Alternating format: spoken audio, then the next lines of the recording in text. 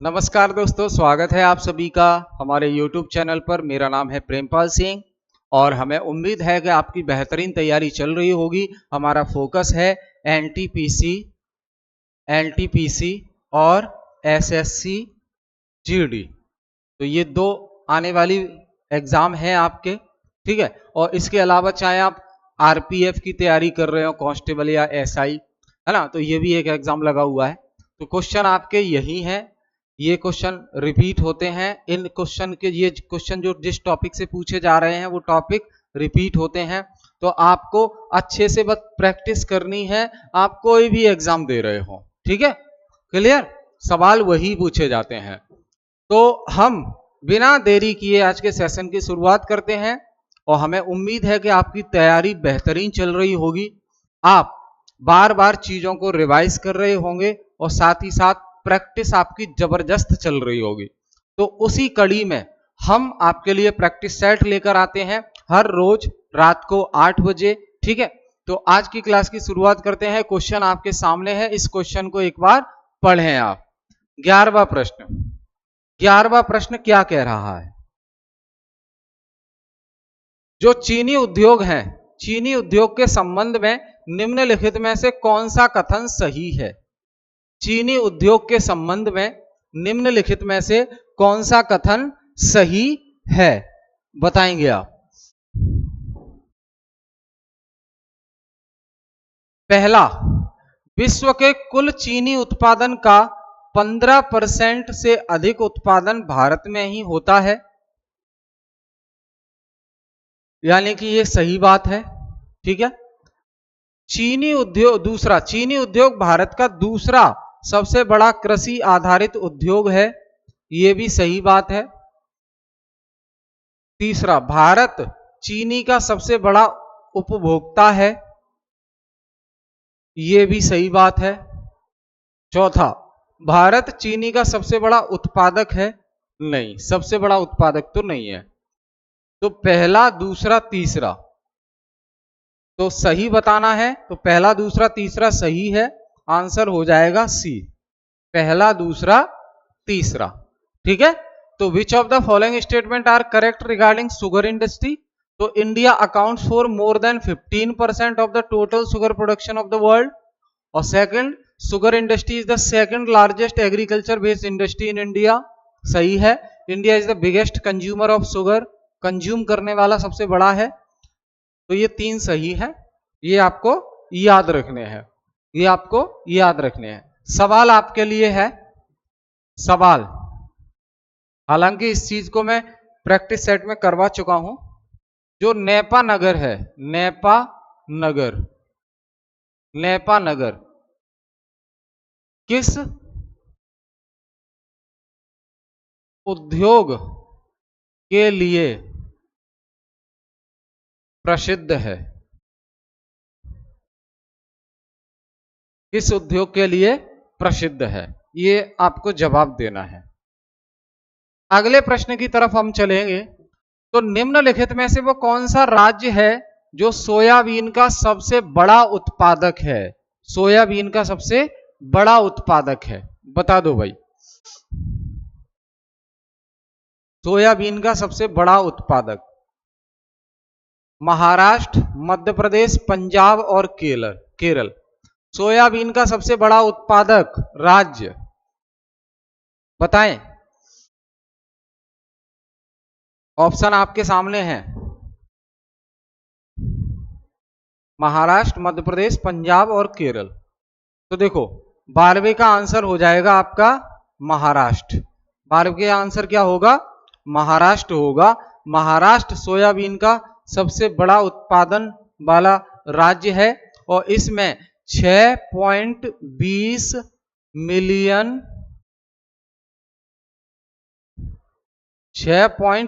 Million ton उत्पादन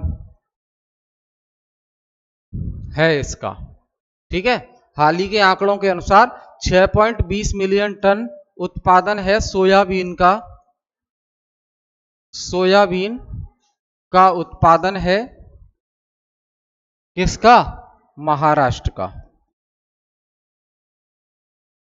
तो आंकड़े भूल भी जाएं चलेगा, लेकिन नाम आपको याद रखना चाहिए। सोयाबीन उत्पादन में महाराष्ट्र सबसे बड़ा उत्पादक है। महाराष्ट्र सबसे बड़ा उत्पादक है। आपके लिए सवाल है आपके लिए, लीची उत्पादन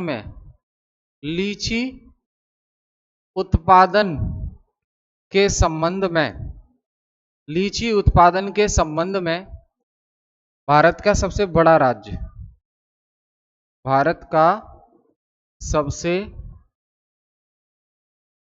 बड़ा राज्य, यानी कि लीची उत्पादन करने वाला भारत का वो कौन सा राज्य, सबसे ज्यादा लीची उत्पादन कहां होता है, वो आपको आंसर देना है। सबसे ज्यादा लीची उत्पादन कहां होता है। स्वतंत्रता के बाद भारत की पहली कैबिनेट में कानून मंत्री कौन बने थे। आफ्टर इंडिपेंडेंस, स्वतंत्रता के बाद जो भारत सरकार की पहली कैबिनेट बनी थी,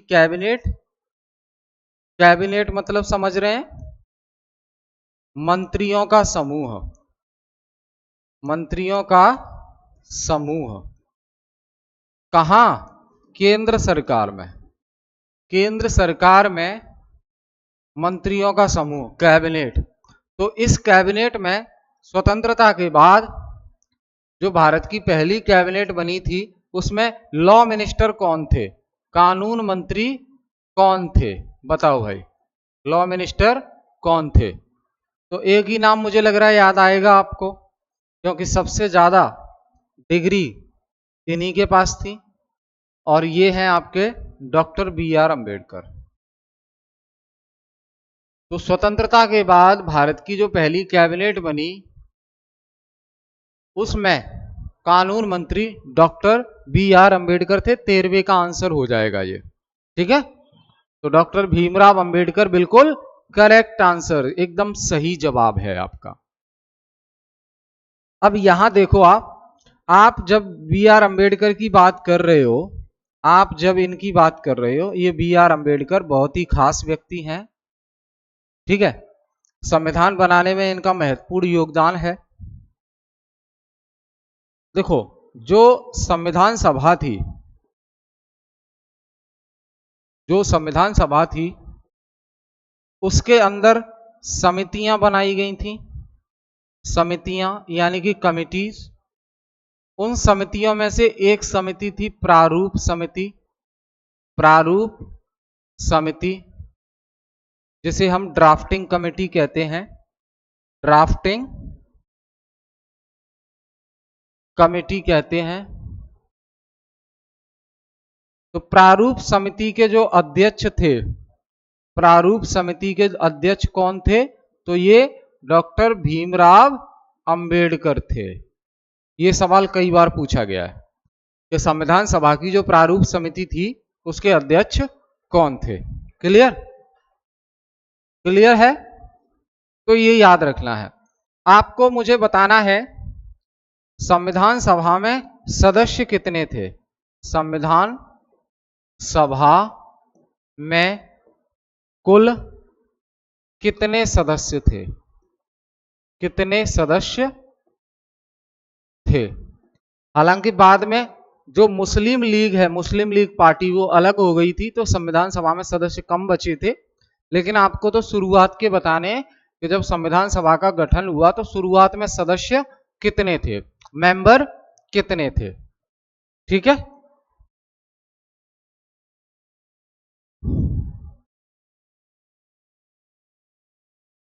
निम्नलिखित में से वो कौन व्यक्ति है जो प्रधानमंत्री के पद पर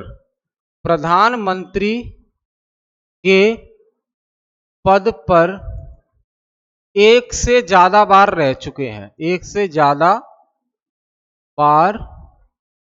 चुके हैं। निम्नलिखित में से कौन से वो व्यक्ति हैं जो प्रधानमंत्री के पद पर एक से ज्यादा बार रह चुके हैं। तो 4 ऑप्शन है आपके सामने, फिर इनके बिहाफ पे आपको करेक्ट आंसर बताना है, सही, ये ऑप्शन के बिहाफ पे। तो जवाहरलाल नेहरू की बात करें हम, तो ये भी एक से ज्यादा बार रह चुके हैं, इंदिरा गांधी भी एक से ज्यादा बार, गुलजारी लाल नंदा और अटल बिहारी वाजपेयी। बताएं भाई, 14वें का आंसर दे दें आप। गुलजारी लाल नंदा भी रह चुके हैं, अटल बिहारी वाजपेयी भी रह चुके हैं, तो चारों रह चुके हैं, यानी कि ऑल ऑफ द एबव, उपरोक्त सभी, उपरोक्त सभी। तो ये चारों के चारों व्यक्ति प्रधानमंत्री के पद पर एक से ज्यादा बार रह चुके हैं, एक से ज्यादा बार प्रधानमंत्री बन चुके हैं। ठीक है, क्लियर, याद रखना है आपको। अब मुझे आप बता दो, भारत के प्रथम उपराष्ट्रपति, भारत के प्रथम उपराष्ट्रपति कौन थे और इनका कार्यकाल कब से कब तक था, कब से कब तक था? तो भारत के प्रथम उपराष्ट्रपति कौन थे? First vice president of India, और उनका टेन्योर के बारे में बताना है, कमेंट बॉक्स में आपको जरूर बताना है ये चीज। ठीक है जी, क्लियर। दूसरा सवाल है आपके लिए, एक और सवाल है, वो क्या, क्या राज्यसभा का सभापति, क्या राज्यसभा का सभापति राज्यसभा का सदस्य होता है, सदस्य होता है या नहीं? ठीक, जैसे ये राज्यसभा है, यहां लोग अपनी अपनी चेयर पे बैठे हुए हैं, राज्यसभा के सदस्य, यहां पे एक मेन चेयर पे व्यक्ति बैठा होता है, इसे कहते हैं सभापति राज्यसभा का। तो ये सभापति जो है, क्या राज्यसभा का सदस्य होता है या नहीं, ये भी जवाब देना है आपको। अगला प्रश्न, केंद्र सरकार के संदर्भ में निम्नलिखित कथनों पर विचार करना है आपको। केंद्र सरकार के संदर्भ में निम्नलिखित कथनों पर विचार करना है। पहला, 15 अगस्त 1947 को केंद्र में मंत्रालयों की संख्या 18 थी। दूसरा, वर्तमान में केंद्र में मंत्रालयों की संख्या 36 है। दूसरा, तो उपरोक्त दिए गए कथनों में से कौन सा सही है? तो देखो भाई, 15 अगस्त 1947 को केंद्र में मंत्रालयों की संख्या 18 थी, ये सही बात है। दूसरा क्या कह रहा है? दूसरा है वर्तमान में, यानी कि अब केंद्र में मंत्रालयों की संख्या 36 है, गलत बात है, गलत बात है। ठीक है, 36 नहीं, कितनी है? 50 प्लस है, 50 प्लस है। ठीक है, तो ये याद रखना है, 36 नहीं है, अभी अभी 51 के आसपास है, तो ये याद रखना है। तो कथन के हिसाब से सही आंसर कौन सा है? पहला कथन बिल्कुल सही है कि 15 अगस्त 1947 को 18 थी मंत्रालयों की संख्या, वर्तमान में 36 है, ये गलत है। तो ओनली वन, केवल एक सही हो जाएगा, एक सही हो जाएगा। अब इसी से संबंधित एक सवाल पूछ रहा हूं मैं आपसे। सवाल है, अधिकतम मंत्री कितने हो सकते हैं? अधिकतम मंत्री कितने हो सकते हैं? कहां? केंद्र सरकार में। केंद्र सरकार में अधिकतम मंत्री कितने हो सकते हैं? ऐसा तो नहीं है कि राज्यसभा के सभी लोगों को मंत्री बना दिया जाए, लोकसभा के भी सभी लोगों को मंत्री बना दिया जाए, ऐसा तो नहीं है। कोई ना कोई तो लिमिट होती होगी, कोई ना कोई सीमा निर्धारित होगी। तो आपको बताना है केंद्र सरकार में ये जो मंत्री बनते हैं, तो अधिकतम कितने मंत्री बनाए जा सकते हैं, आपको जवाब देना है कमेंट बॉक्स में। ठीक है दोस्त। अगला, पूर्ण स्वराज का प्रस्ताव लाहौर में पारित हुआ किस साल? लाहौर में पूर्ण स्वराज का प्रस्ताव पारित किया गया, लेकिन किस साल में? The proposal of Purna Swaraj was passed in Lahore Congress session in the year. 16वें का आंसर दे दो भाई, 1919, 1939, 1942, भारत छोड़ो आंदोलन है ये, 1929। बताओ कांग्रेस का जो सत्र हुए थे, कांग्रेस का जो अधिवेशन हुआ था, उसमें कौन से साल पूर्ण स्वराज का प्रस्ताव पारित किया गया? पूर्ण स्वराज का प्रस्ताव पारित किया गया 1929। 1929 का इसे बोलते हैं लाहौर सेशन, लाहौर अधिवेशन बोलते हैं दोस्त इसको, लाहौर अधिवेशन, कांग्रेस का लाहौर अधिवेशन। इस अधिवेशन में कांग्रेस ने प्रस्ताव पारित किया कि कौन सा? पूर्ण स्वराज का, और इन्होंने डिसाइड किया कि हम जो है 1930 में इस दिन को पूर्ण स्वराज दिवस के नाम से सेलिब्रेट करेंगे। ठीक है, क्लियर? अगला, निम्नलिखित में से कौन सा कथन सही नहीं है? आपको बताना है कौन सा कथन सही नहीं है। किसके बारे में है कथन? ये महात्मा गांधी की दांडी यात्रा के बारे में। तो निम्नलिखित में से महात्मा गांधी की दांडी यात्रा के बारे में कौन सा कथन सही नहीं है? पहला, 70वें का आंसर देना है आपको। पहला, यह पूरी तरह से एक पैदल मार्च था, ये तो पता ही है आपको, दांडी यात्रा पूरी पैदल यात्रा थी। दूसरा, यह साबरमती आश्रम से शुरू हुई थी और दांडी नामक गांव में समाप्त हो गई थी, ये भी सही है दूसरा, आपको तो असत्य बताना है। तीसरा, साबरमती से पूरा जो मार्च है यानी कि यात्रा 24 दिनों में तय की गई, 24 दिन लगे इसको पूरा करने में, ये भी सही है। मार्च 15 मार्च 1930 को शुरू किया गया था। क्या 15 मार्च 1930 को शुरू किया गया था ये? बताइए। जी नहीं। ठीक है, चलिए, तो ये गलत हो जाएगा, दांडी यात्रा के बारे में डी गलत हो जाएगा। 18वां, मुस्लिम लीग ने विभाजन का प्रस्ताव रखा था। मुस्लिम लीग ने किस सेशन में विभाजन का प्रस्ताव रखा था? Muslim League had put their proposal of the division of India in the session of. Muslim League ने किस सत्र में विभाजन का प्रस्ताव रखा था? मुस्लिम लीग ने किस सेशन में विभाजन का प्रस्ताव रखा था? बताओ भाई, मुस्लिम लीग ने किस सेशन में विभाजन का प्रस्ताव रखा था? लाहौर का सेशन, कराची का सेशन, ढाका का सेशन, इलाहाबाद का सेशन? बताओ। तो वही लाहौर सेशन, लाहौर जो सत्र था वहां पे मुस्लिम लीग ने विभाजन का प्रस्ताव रखा था, बंटवारे का, देश को दो भागों में बांटने का। अगला, वैश्वीकरण में शामिल नहीं है। वैश्वीकरण में इनमें से क्या शामिल नहीं है? तो यहां मैं आपको बता दूं, हम यहां बात कर रहे हैं ग्लोबलाइजेशन की। ग्लोबलाइजेशन जिसे आप भूमंडलीकरण भी कह सकते हैं, भूमंडलीकरण कह सकते हैं, या फिर इसको क्या क्या कहेंगे?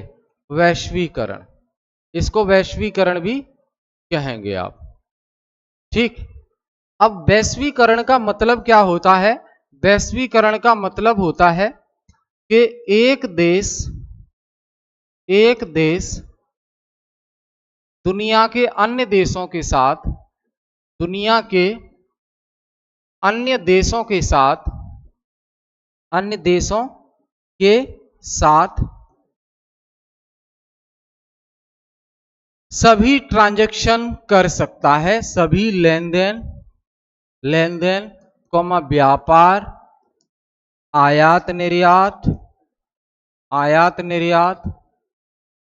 मतलब कोई बाउंड्री का रेस्ट्रिक्शन नहीं है, बॉर्डर का रेस्ट्रिक्शन नहीं है, कहीं भी आ जा सकते हो, व्यापार कर सकते हो, अपना सामान दूसरे देशों में बेच सकते हो, दूसरे देश का सामान आप अपने देश में खरीद के ला सकते हो। तो ये ग्लोबलाइजेशन का मतलब है। आपसे पूछा है वैश्वीकरण में शामिल क्या नहीं है? आयात शुल्क में कमी, आयात लाइसेंसिंग का उन्मूलन, एफडीआई का मुक्त प्रवाह, सार्वजनिक क्षेत्र की इक्विटी का विनिवेश। बताओ भाई 19वां प्रश्न। Disinvestment of public sector equity. अब सरकार अगर अपनी संपत्ति को बेच देती है प्राइवेट व्यक्ति को, तो ये ग्लोबलाइजेशन में थोड़ी ना आता है भाई। सरकार ने एयर इंडिया कंपनी टाटा को बेच दी, तो क्या हम इसे ग्लोबलाइजेशन कहेंगे? नहीं, ये तो डिसइन्वेस्टमेंट हो गया, विनिवेश हो गया। ग्लोबलाइजेशन में क्या आएगा? आयात शुल्क में कमी हो गई, आया और लाइसेंसिंग का उन्मूलन यानी कि सुधार, ये भी आएगा। एफडीआई आ रहा है, बाहर से पैसा आ रहा है, हमारे देश से पैसा जा रहा है, ये सब ग्लोबलाइजेशन में आएगा। लेकिन ये चौथा ऑप्शन जो है सार्वजनिक क्षेत्र की इक्विटी का विनिवेश, ये ग्लोबलाइजेशन में नहीं आता। ठीक है, अब आपके लिए सवाल है, इंडिया में एलपीजी सुधार कब हुए, यानी कि ईयर बताना है आपको। इंडिया में एलपीजी सुधार, लिबरलाइजेशन, प्राइवेटाइजेशन, ग्लोबलाइजेशन यानी कि उदारीकरण, निजीकरण और वैश्वीकरण, इसके मामले में सुधार भारत में कब हुए? अगला प्रश्न, विश्व का सबसे बड़ा यूरेनियम का भंडार कहां पर है? विश्व का सबसे बड़ा यूरेनियम का भंडार कहां पर है? Australia, Brazil, Canada, south Africa, यानी कि ऑस्ट्रेलिया, ब्राजील, कनाडा, दक्षिण अफ्रीका। सबसे बड़ा यूरेनियम का भंडार कहां पर है? तो ऑस्ट्रेलिया में है दोस्त। कहां पर है?